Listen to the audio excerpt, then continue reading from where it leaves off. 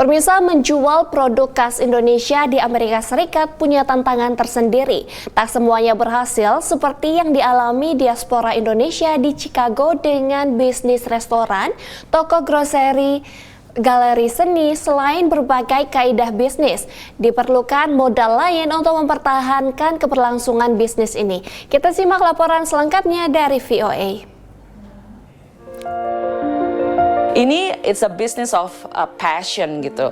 Karena kalau bagi saya, kalau bukan saya yang melakukannya lagi, siapa lagi? Modal cinta, itulah yang diperlukan dalam merintis bisnis memperkenalkan Indonesia di Amerika, menurut Lydia Anastasia Hardono Kadarman, pemilik galeri legenda di Chicago, Illinois. Karena bisnis ini membutuhkan suatu passion, saya melihatnya sebagai it's the art of living. Sejak Oktober 2022, legenda mulai menawarkan produk kerajinan tangan karya pengusaha mikro kecil dan menengah di Indonesia dan diaspora Indonesia di Amerika.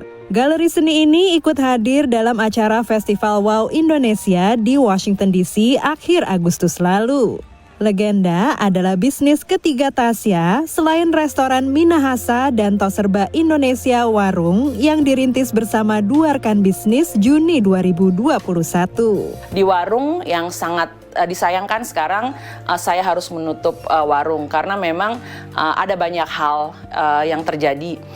Tapi kalau menurut saya dari tiga bisnis saya tersebut itu, kalau kita mau bisnis sendiri, kita bisa maju bisnis sendiri, melakukan sendiri semuanya. Tetapi saya berpikir begini, kalau saya melakukan everything by myself, how far I can go? Sehingga menurutnya menggandeng rekan bisnis yang dapat berkolaborasi untuk berkembang menjadi salah satu kunci keberhasilan selain tentunya produk yang ditawarkan. Pat Taylor, pengunjung festival yang kerap melakukan perjalanan bisnis ke Indonesia, melihat potensi pasar produk Indonesia di AS. You should do more importing. I think there's a market here. In what area? You know, a lot of your boutiques and your cotton clothing. I think women and men actually for shirts would really like.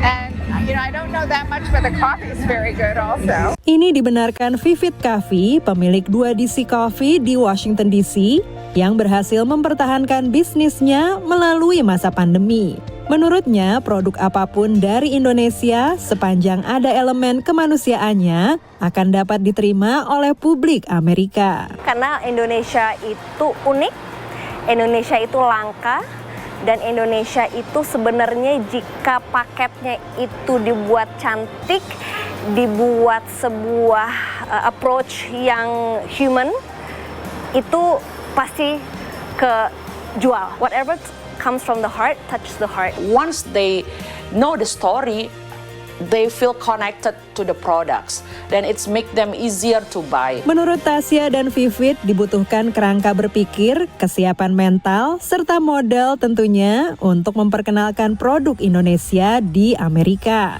Tak ada proses yang instan, harus memiliki ketekunan dan kesabaran di awal untuk membangun fondasi bisnis yang sesuai dengan lingkungan di Amerika.